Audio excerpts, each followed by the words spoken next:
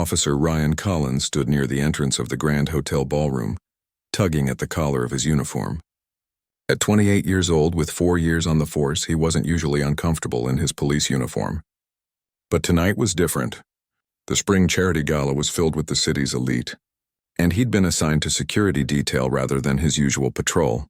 "Collins, keep an eye on the east entrance," crackled the voice of Officer Wilson through his radio. "I'll cover the main doors." "Copy that," Ryan responded, moving toward his assigned position. As he walked through the crowd of well-dressed attendees, he couldn't help but notice how different this world was from his daily beat. Crystal chandeliers hung from the ceiling, casting a warm glow over the room. The gentle music from a string quartet filled the air, almost drowned out by the buzz of conversation and occasional laughter. Ryan scanned the room professionally, but his eyes kept returning to a young woman standing near the refreshment table. She wore a simple blue dress that somehow stood out among the flashier gowns around her. Her dark hair was pulled back in a neat bun, and she moved with purpose, checking items off a clipboard as she spoke to the catering staff. There was something about her focused expression that caught his attention. Unlike many of the guests who seemed to be there just to be seen, she was actually working, much like him. After about 20 minutes of watching her direct staff and solve small crises with calm efficiency, Ryan decided to introduce himself. He normally wouldn't approach someone while on duty, but he reasoned that getting to know the event coordinator might actually help him do his job better. He approached casually, waiting until she finished instructing a waiter before speaking. "Looks like you're running the show tonight," he said with a friendly smile. She looked up, seeming slightly startled by the interruption. Her eyes, a striking hazel color, quickly assessed him before she returned a polite smile. "Just trying to make sure everything goes smoothly," she replied, tucking a strand of hair behind her ear. "I'm Lisa, Officer Collins." "Ryan," he added, extending his hand. "I'm part of the security detail tonight." She shook his hand firmly. "Nice to meet you, Officer Collins. Thank you for being here. We've never had any problems at these events, but it's always good to have police presence." "Just doing my job," Ryan said, standing a bit taller. Something about her made him want to impress her. "Have you organized many of these galas before?" "A few," she answered vaguely, glancing around the room. "This is actually my first one in this city. I just moved back a month ago." "Oh? Where from?" "East Coast. I was finishing up school." She checked her watch. "I should really check on the auction items. They'll be starting the bidding in 20 minutes. Ryan nodded, not wanting to keep her from her duties. "Of course. I'll be around if you need anything." She thanked him with another small smile before hurrying off toward the display of auction items near the stage. Throughout the evening, Ryan found reasons to circle back to wherever Lisa was working. He offered to help move a heavy display stand. He brought her a glass of water when he noticed she hadn't taken a break in over an hour. Each time she was polite but clearly focused on her tasks. "You know, you could take 5 minutes to enjoy the party you worked so hard to set up," he suggested when he found her reorganizing bid sheets during the dinner portion of the evening. She looked up and gave a small laugh. "Maybe when it's over. Success is in the details." After a pause, she added, "You seem to be enjoying it, though. I've noticed you're spending more time chatting with me than watching for security threats." Ryan felt his face warm slightly at being called out. "Just being friendly. Community policing and all that?" She hummed, unconvinced but not unfriendly. "Well, Officer Community, I appreciate the water earlier." That was thoughtful. The evening progressed smoothly, with wealthy donors raising impressive amounts for the Children's Hospital. Ryan kept up his duties but couldn't help feeling drawn to Lisa. She was different, smart, focused, and didn't seem impressed by his uniform the way some women were. As the event began winding down around 11, the crowd thinned out. The auction winners collected their prizes and staff began discreetly clearing tables. Ryan helped an elderly couple to their waiting car before returning inside. He found Lisa in a quiet hallway off the main ballroom, checking items off her clipboard one final time. The soft lighting in the hallway caught the subtle highlights in her hair, and Ryan felt a surge of confidence. The evening had gone perfectly, partly thanks to his extra attention to her needs. Surely she had felt the connection between them too. "Looks like another successful event," he said, approaching her. She looked up, seeming tired but satisfied. Yes, we exceeded our fundraising goal by almost 30%. The hospital board is thrilled.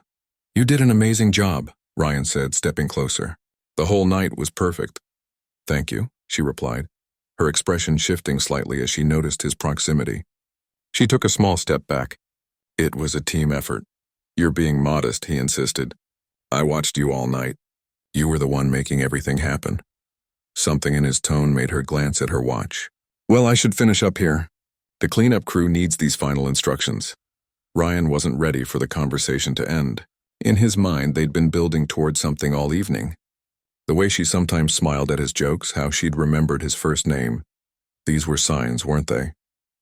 Maybe we could grab a coffee sometime, he asked, stepping forward again. I know a great little place near the station.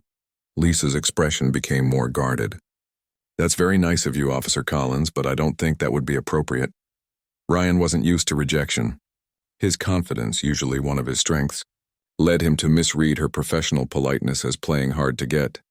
Come on, it's just coffee, he pressed, now standing very close to her in the empty hallway. I think we had a connection tonight. Didn't you feel it? Lisa clutched her clipboard tighter against her chest. I was just doing my job, and I appreciate your help tonight, but... Before she could finish her sentence, Ryan leaned forward and pressed his lips against hers. In his mind, it was a romantic moment, the culmination of their evening's flirtation. But Lisa's body went rigid. She immediately pushed against his chest with her free hand, breaking the unwanted contact. Her face showed not passion, but shock and anger. What are you doing? She demanded, her voice low but intense. That was completely inappropriate and unprofessional. Ryan stepped back, suddenly realizing his terrible misjudgment. I'm sorry, you thought wrong, she cut him off, eyes flashing. I was being friendly because we were working the same event. That's it. The confidence that had propelled Ryan all evening drained away. I apologize. That was out of line. Lisa straightened her dress, her composed demeanor returning, but now with an icy edge. Yes, it was. She checked her watch again, this time clearly as an excuse to end the interaction. I need to finish up here. Good night, Officer Collins. Without waiting for his response, she turned and walked briskly back toward the main ballroom, leaving Ryan alone in the hallway with the weight of his actions sinking in. He stood there for a long moment, his face burning with embarrassment and regret. What had he been thinking? She'd given him no real indication of interest beyond basic politeness. He'd completely misread the situation and potentially crossed a serious line. Little did Ryan know that this moment of poor judgment would have consequences far beyond this embarrassing rejection. Lisa was not just any event coordinator, and their paths would cross again in a way he never could have anticipated. Ryan barely slept that night. Every time he closed his eyes, he saw the look of shock and anger on Lisa's face. He had crossed a line, and he knew it. By morning, he had almost convinced himself to call in sick, but his sense of duty won out. He'd face whatever came his way. The precinct was buzzing with activity when he arrived. Monday mornings were always busy, with weekend reports to file and new assignments to receive. Ryan nodded to his fellow officers as he made his way to his desk, trying to act normal despite the knot in his stomach. Collins, called Officer Wilson from across the room. Captain wants everyone in the conference room at 9. Says it's important. Ryan checked his watch, 8:45. What's it about? Wilson shrugged. Some new department initiative. You know how it goes, Ryan did know. Every few months there was some new program or policy that required a meeting. Usually it meant more paperwork and little actual change to their daily routines. Still, a meeting meant he could blend into the background and avoid thinking about last night for a while. At 5 minutes to 9, officers began filing into the large conference room. Ryan took a seat toward the back, exchanging small talk with his colleagues. Captain Thomas Richards was a rarely seen figure in their precinct, a good thing, most officers agreed. He ran a tight ship but trusted his lieutenants to handle day-to-day operations while he dealt with the politics and budget fights at headquarters. The captain's bringing in someone new. I hear, said Officer Chen, leaning across the table. Some kind of special position. Before Ryan could ask for details, the room fell silent as Captain Richards entered.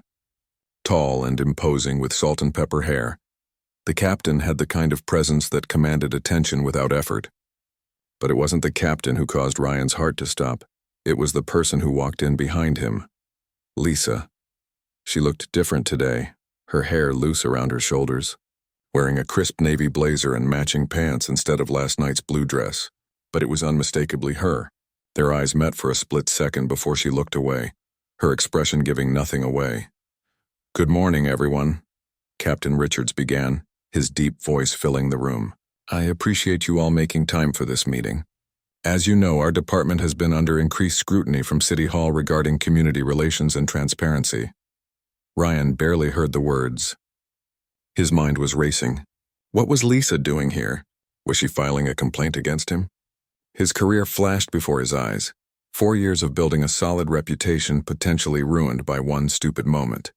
"Which is why," the captain continued, "I'm pleased to introduce our new civilian oversight coordinator, Lisa Richards." Richards.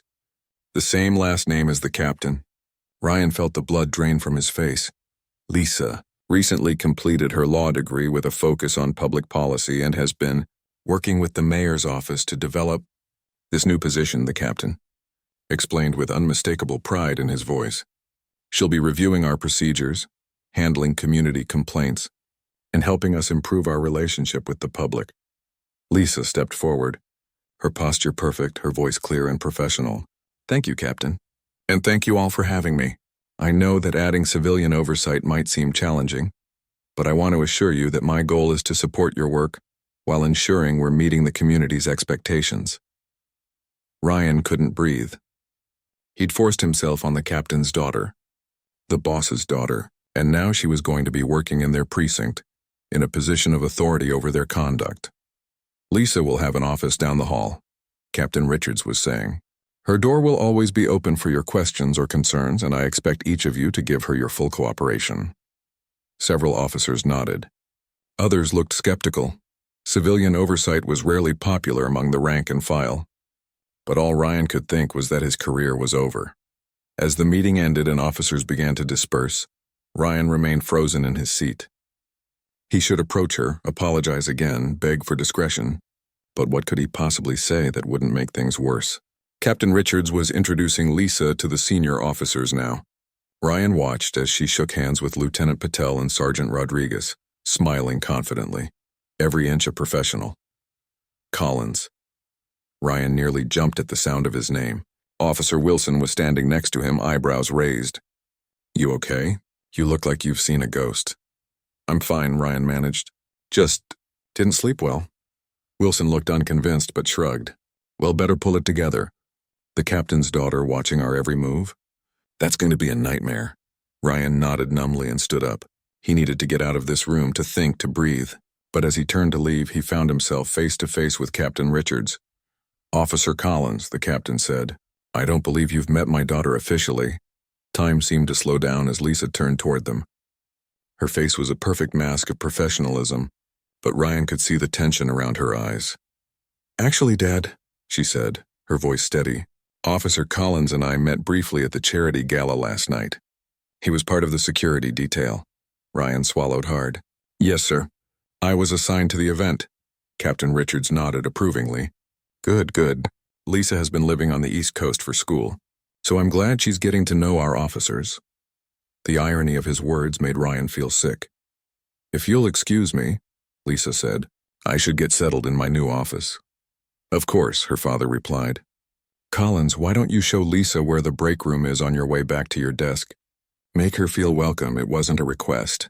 Ryan nodded stiffly. "Yes, sir." They walked in silence down the hallway, the tension between them almost tangible. When they were out of earshot of the conference room, Ryan spoke in a low, urgent voice. "Lisa, about last night." She stopped walking and turned to face him, her eyes cold. "Officer Collins, let me be very clear. What happened last night was completely inappropriate and unprofessional." "I know," Ryan said quickly. "I was way out of line and I'm so sorry." "Sorry doesn't change what happened," she replied. "But right now I'm more concerned with establishing myself in this position. The officers already have doubts about me because I'm the captain's daughter. I don't need rumors or complications on my first day." Ryan nodded desperately. "I understand. It won't happen again and I won't say anything to anyone." Lisa studied him for a moment. "See that you don't. The break room is down the hall to the right, correct?" "Yes," Ryan confirmed, surprised by her composure. Then I can find my own way. Thank you, Officer Collins. With that, she turned and walked away, her back straight, her steps purposeful. Ryan leaned against the wall, his heart pounding. He dodged a bullet for now. Lisa hadn't immediately reported him to her father or announced his misconduct to the entire precinct. But the day was young, and she clearly hadn't forgotten or forgiven his actions. Throughout the day, Ryan tried to focus on his work, but his eyes kept drifting to Lisa's new office. Through the glass walls, he could see her setting up her computer, arranging files and meeting with different officers. She was the picture of professionalism, giving no hint of their encounter from the previous night. By late afternoon, Ryan had almost convinced himself that perhaps the worst was over, that Lisa might be willing to let the incident go if he kept his distance and showed proper respect.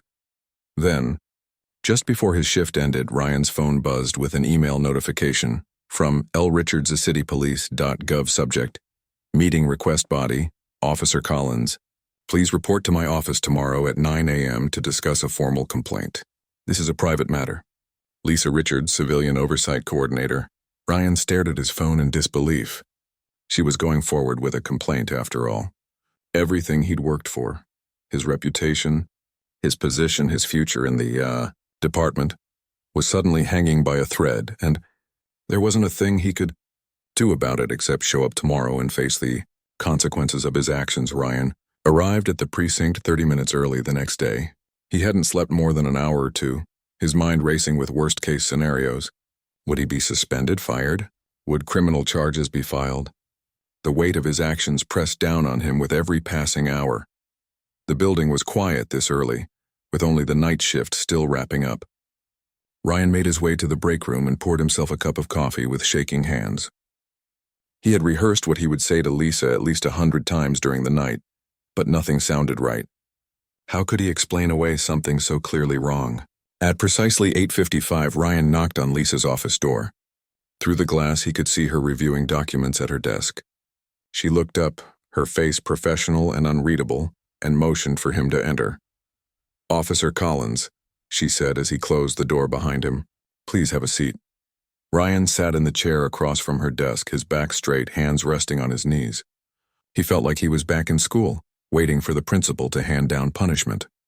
"Before we begin," Lisa said, opening a folder on her desk, "I want to clarify that this meeting is not being recorded, but I will be taking notes for my files. Do you understand?" Ryan nodded. "Yes, ma'am." Lisa looked up at that, a flash of something, annoyance perhaps, crossing her face. "You don't need to call me ma'am, Officer Collins. Ms. Richards is fine." "Yes, Ms. Richards," Ryan corrected himself, feeling more uncomfortable by the second. Lisa pulled out a form and placed it in front of her. "I've asked you here today because I'm filing a formal complaint regarding your conduct at the charity gala 2 nights ago." Even though Ryan had been expecting this, hearing the words spoken aloud made his stomach drop. "I understand," he managed to say. "The complaint alleges that you made unwanted advances and forced physical contact. Specifically, a kiss without consent," Lisa continued, her voice steady and matter-of-fact. "Do you dispute these allegations?" Ryan shook his head. "No, I don't. It happened exactly as you've stated, and I was completely out of line." Something like surprise flickered in Lisa's eyes, as if she'd expected him to deny it or make excuses. She made a note on her form before continuing. "I appreciate your honesty, Officer Collins. That's not always the case in these situations." Ryan leaned forward slightly. "Ms. Richards, I know an apology doesn't undo what happened, but I am truly sorry. My behavior was inappropriate and unprofessional. There's no excuse for it." Lisa studied him for a moment. "Thank you for that. However, this isn't just about an apology. Actions have consequences, especially for those in positions of authority like police officers." "I understand," Ryan said, his voice hollow. "What happens now?" Lisa set down her pen. "The complaint will be forwarded to Internal Affairs for review. There will be an investigation, during which you'll have the opportunity to give a formal statement. Captain Richards will be informed of the complaint, though he'll recuse himself from the process due to our family relationship." Ryan felt cold dread spreading through him. "Will this be made public? I mean, to the whole precinct?" "That depends on the outcome of the investigation," Lisa replied. "But you should be prepared for the possibility that it will become known." Ryan nodded slowly, the reality of his situation sinking in deeper. His colleagues would find out. The respect he'd built over 4 years could vanish in an instant. "I have to ask," Lisa said, her professional tone slipping just slightly. "What were you thinking? Did you really believe that was appropriate behavior from a police officer on duty?" Ryan didn't have a good answer, but he owed her honesty. "I misread the situation completely. I thought there was, I don't know, a connection between us. But that's no excuse. I should have maintained professional boundaries regardless." "Yes, you should have," Lisa agreed, "especially considering you were in uniform representing the department." A heavy silence fell between them. Ryan felt the weight of disappointment, not just Lisa's but his own.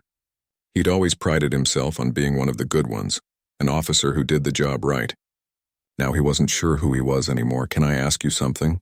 Ryan said finally. "Why did you wait until yesterday to file the complaint? You could have reported me immediately at the gala." Lisa seemed to consider her answer carefully.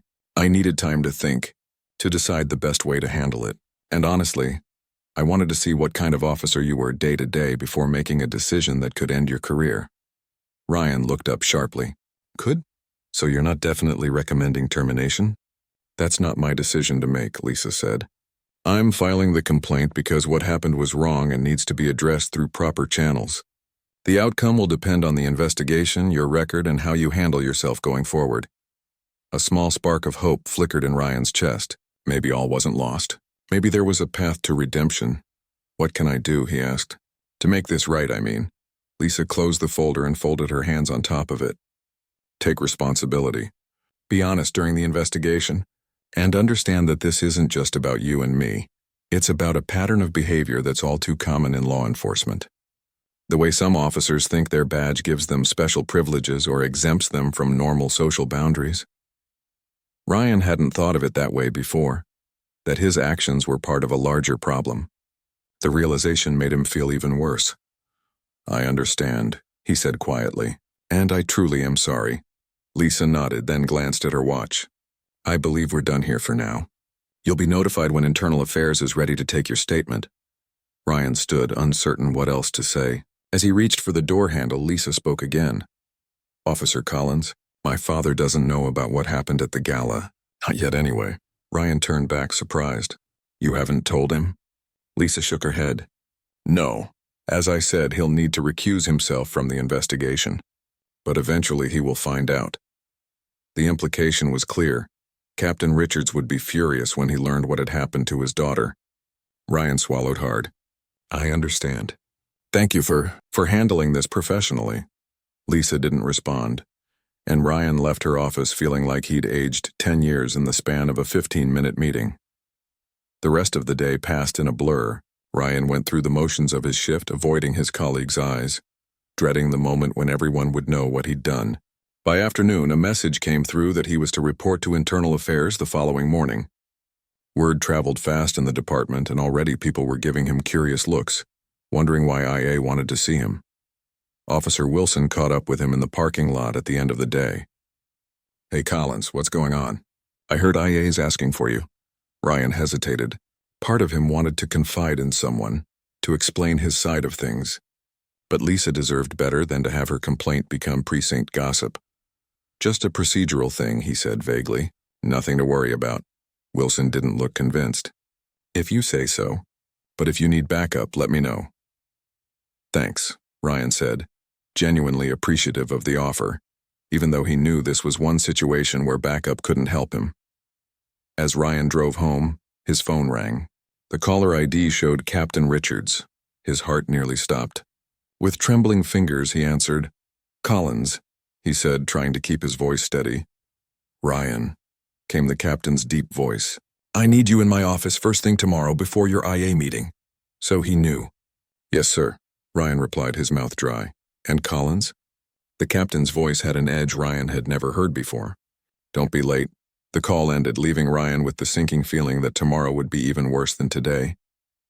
The captain knew what he had done to his daughter. There would be no hiding, no excuses, no easy way out. All he could do now was face the consequences with as much dignity as he could muster. As he pulled into his driveway, Ryan realized something important had shifted inside him. For the first time, he wasn't thinking about saving his job or his reputation. He was thinking about how his actions had affected Lisa, how violated and disappointed she must have felt. And he was determined, whatever happened next, to make it right. The next morning arrived with grim certainty. Ryan had barely slept, his mind replaying the captain's phone call over and over. He showered, shaved, and put on his freshly pressed uniform with extra care. If this was to be his last day as an officer, he would at least look the part. The precinct was already bustling when he arrived at 7:30. Ryan nodded to a few colleagues but didn't stop to chat. Everyone seemed to sense something was off. He could feel their curious glances following him as he made his way to the captain's office. Captain Richard's door was closed, but Ryan could see him through the window on the phone, his expression serious. Ryan waited outside, back straight, trying to calm his racing heart. After what felt like an eternity, the captain waved him in. "Collins," the captain said as Ryan closed the door behind him. "Sit down." Ryan sat in the chair opposite the captain's desk, hands resting on his knees. The office was quiet except for the ticking of the old clock on the wall. Captain Richard studied him for a long moment, his face unreadable. "I've known you for 4 years," the captain finally said. "Your record is solid. Good arrest numbers, no excessive force complaints, well liked by the community.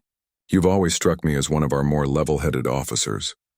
Ryan swallowed hard. The past tense wasn't lost on him.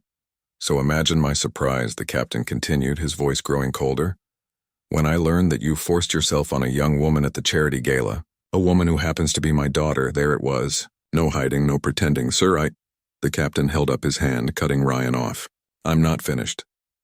Ryan fell silent, his face burning with shame. "Lisa told me everything yesterday evening," Captain Richard said. "And I have to say I'm disappointed on multiple levels. As your superior officer, I'm appalled by your conduct while in uniform. As Lisa's father, I'm furious." The captain stood up and walked to the window, looking out at the city they were sworn to protect. When he spoke again, his voice was more controlled, but the anger beneath it was palpable. "Do you know what she told me? That she didn't want to tell me at all. That she wanted to handle it through proper channels. To be treated like any other civilian filing a complaint." He turned back to face Ryan. "She was worried that our relationship would either result in you being treated too harshly or that I'd try to sweep it under the rug to avoid department embarrassment." Ryan hadn't considered that angle. The fact that Lisa had thought so carefully about the fairness of the process, even after what he'd done, made him feel even worse. "She's always been like that," the captain continued, almost to himself, worried about doing the right thing, about justice being applied equally. "It's why she became a lawyer, why she took this oversight position despite my concerns about the difficulties she'd face." Ryan found his voice. "Sir, I want you to know how sorry I am. What I did was completely unacceptable, and I take full responsibility." The captain fixed him with a hard stare. "Yes, it was unacceptable. And yes, you will take responsibility." He sat back down at his desk. "Lisa's complaint is moving forward through internal affairs, as it should. I've recused myself officially, but I called you here for 2 reasons. Ryan waited, barely breathing. "First, as her father, I wanted to look you in the eye and tell you that if anything like this ever happens again, if you ever make another woman feel unsafe or disrespected, badge or no badge, there will be consequences." The threat was clear, and Ryan had no doubt the captain meant every word. "Understood, sir," Ryan said quietly. "Second," the captain continued, his tone shifting slightly, "I want to know if you actually understand the gravity of what you did. Not just as a police officer who broke protocol, but as a man who violated someone's personal boundaries." The question caught Ryan off guard. He'd expected anger, threats, maybe even to be fired on the spot. He hadn't expected the captain to ask about his understanding of the situation. "I've been thinking about nothing else, sir," Ryan admitted. "At first I was just worried about my job, my reputation. But then I realized how selfish that was. The truth is, I abused my position and I hurt Lisa. I made her feel unsafe when she was just trying to do her job, just like I was supposed to be doing mine." The captain studied him, searching for sincerity. "And what have you learned from this?" Ryan took a deep breath. "That having a badge doesn't give me special privileges. That my uniform doesn't mean I can ignore basic respect and consent." and that my actions affect real people with real feelings, not just my own career. Something shifted in the captain's expression. Not forgiveness, exactly, but perhaps a small acknowledgement. The internal investigation will proceed as it should, Captain Richard said. I won't interfere, but I will be watching how you handle yourself going forward, Collins. This could be either the beginning of the end of your career, or a painful but important lesson that makes you a better officer and a better man. That part is up to you. Ryan nodded, understanding the weight of the captain's words. Yes, sir. Thank you for speaking with me directly. The captain checked his watch. Your meeting with Internal Affairs is in 20 minutes. I suggest you use that time to gather your thoughts. You're dismissed. Ryan stood and headed for the door. As his hand touched the handle, the captain spoke again. One more thing, Collins. Ryan turned back. Sir, Lisa is one of the strongest people I know. She doesn't need me to fight her battles, but she is my daughter and I will always be in her corner. Remember that. I will, sir, Ryan promised and left the office. The walk to the Internal Affairs Division felt like the longest of Ryan's life. Each step brought him closer to a reckoning he couldn't avoid. He passed Lisa's office on the way. The door was closed, blinds drawn. He wondered if she was in there, if she knew he was meeting with her father, if she was dreading the coming days as much as he was. The Internal Affairs interview was surprisingly straightforward. Ryan told the truth, the whole truth, without excuses or justifications. He admitted to misreading the situation, to crossing professional boundaries, to the unwanted kiss. The IA officers, a man and a woman, took detailed notes, their faces neutral and professional throughout. Given the nature of the complaint and your admission, the female officer said at the end, we'll be recommending a formal reprimand, mandatory sensitivity training and 6 months probation. You'll remain on active duty, but any further complaints during the probationary period would result in immediate suspension pending review. Do you understand? Ryan nodded, relief washing over him. He wasn't losing his job. It was more than he deserved, really. The final decision will be made by the review board next week, the male officer added. Until then, keep your head down and do your job. Yes, sir. Thank you, Ryan said, standing to leave. As he exited the IA office, Ryan spotted Officer Wilson and a few others huddled near the break room, their conversation stopping abruptly when they saw him. Collins, Wilson called, approaching him. What's going on, man? First the captain, then IA. The rumor mill is working overtime. Ryan hesitated. He could lie, make up some story about a case gone wrong or a procedural error, but that would just be continuing the pattern of avoiding responsibility. I messed up, he said simply. Made a woman feel uncomfortable and unsafe. Crossed a line I shouldn't have crossed. Now I'm facing the consequences. Wilson's eyebrows shot up, clearly surprised by the candid answer. Is this about the new oversight lady? The captain's daughter? So the rumors had already started. Ryan sighed. Look, I'd rather not get into details. It's being handled through the proper channels, and that's how it should be. Wilson studied him for a moment, then nodded slowly. All right. Well, let me know if you need anything. Thanks, Ryan said, grateful for the lack of judgment. As the day wore on, Ryan could feel the precinct's atmosphere shifting. Some officers were clearly avoiding him. Others seemed to be watching him with new interest. By afternoon, it was obvious that word had spread about his situation. During his lunch break, Ryan found himself alone at a table in the far corner of the cafeteria. He was halfway through his sandwich when someone set their tray down across from him. He looked up to find Lisa standing there. May I join you? She asked, her voice neutral.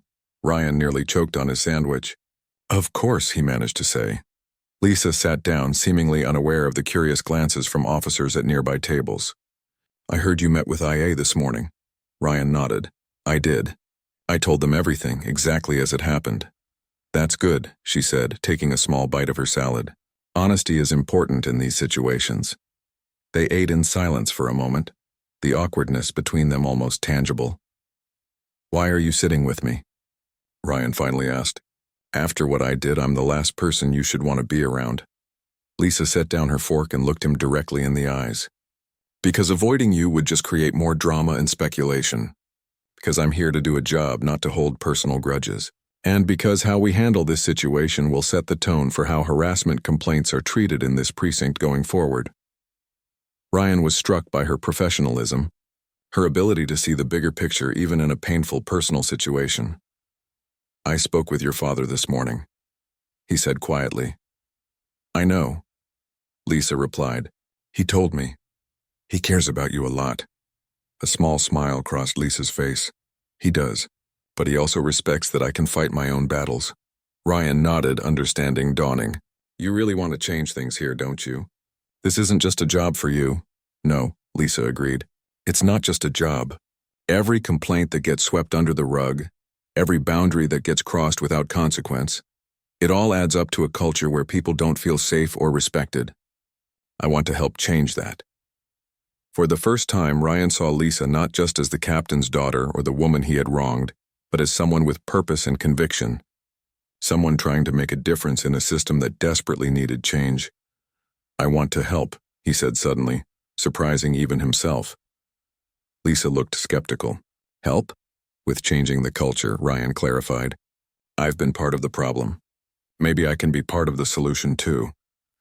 6 months passed more quickly than Ryan could have imagined. Winter had given way to spring, and the precinct had settled into a new normal. The official reprimand from the review board had been placed in Ryan's file, his probation period was almost complete, and the mandatory sensitivity training had been more eye-opening than he'd expected. The morning was crisp and bright as Ryan made his way up the precinct steps. He nodded to familiar faces, exchanging greetings with other officers. The awkward glances and whispered comments had faded over time, replaced by the ordinary routines of police work. Ryan checked his watch as he reached his desk. He had 15 minutes before his final probation review meeting with Lieutenant Patel. His stomach tightened with nervous energy. This meeting would determine whether the incident at the charity gala would remain a permanent black mark on his career or become the turning point he'd been working toward. "Collins," called Officer Chen from across the room. "You ready for today?" Ryan managed to smile. "As ready as I'll ever be." "You'll be fine," Chen assured him. "You've been keeping your nose clean. Even helped with those community workshops." The workshops had been Ryan's idea, actually. After his conversation with Lisa that day in the cafeteria, he'd approached the community outreach department with a proposal for training sessions on respectful interactions between officers and civilians. To his surprise, the idea had been well received, especially by Captain Richards. At precisely 9 a.m., Ryan knocked on Lieutenant Patel's door. "Come in," called the Lieutenant. Ryan entered to find not only Lieutenant Patel but also Captain Richards and Lisa sitting around the small conference table in the corner of the office. His heart rate spiked. "Officer Collins," Lieutenant Patel greeted him. "Please have a seat. As you know, this is your final probation review. Captain Richards and Ms. Richards have asked to be present, given their involvement in the original incident." Ryan sat down, trying to keep his expression neutral despite his racing thoughts.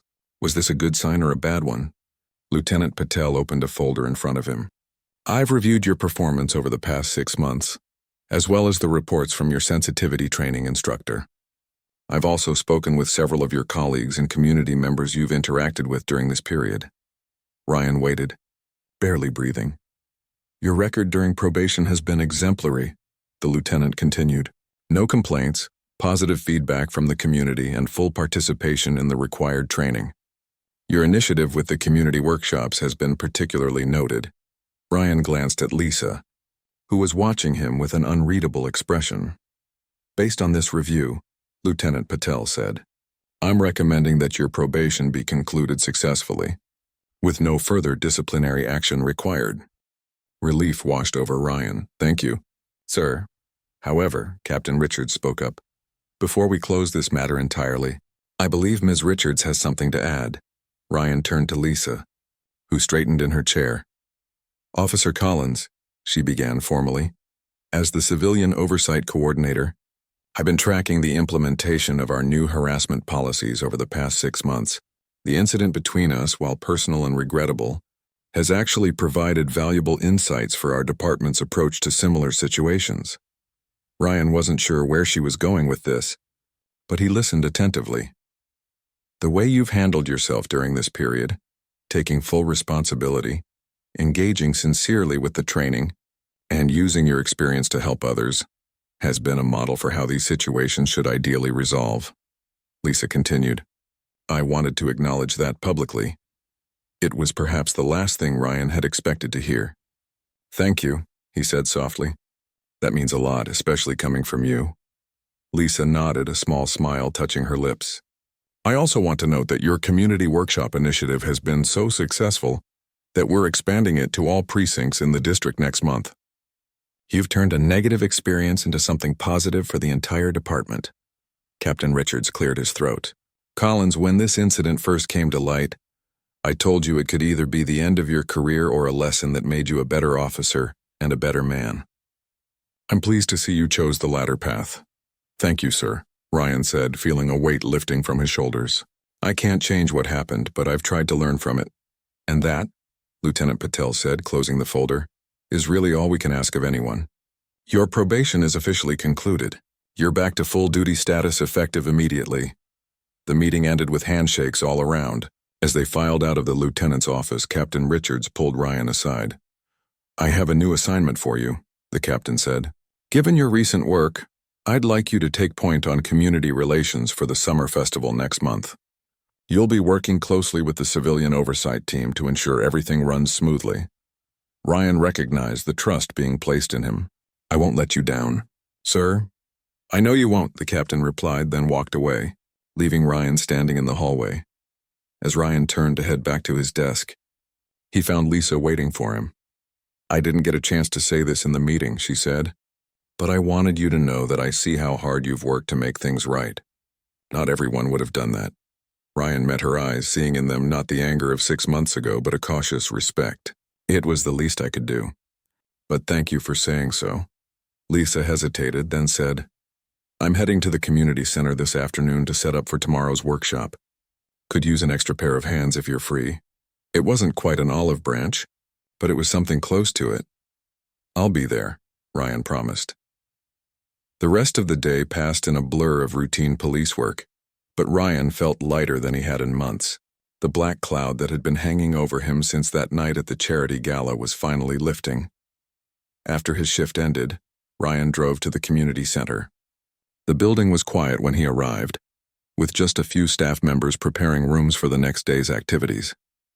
He found Lisa in the main hall arranging chairs in a semicircle. "Need some help?" he asked from the doorway. Lisa looked up, nodding. "These chairs aren't going to arrange themselves." They worked in companionable silence for a while, setting up the room for the workshop. Finally, Lisa spoke. "You know, when I filed that complaint, I wasn't sure what would happen. Part of me thought you might fight it, make excuses, try to minimize what happened." Ryan set down the chair he was carrying.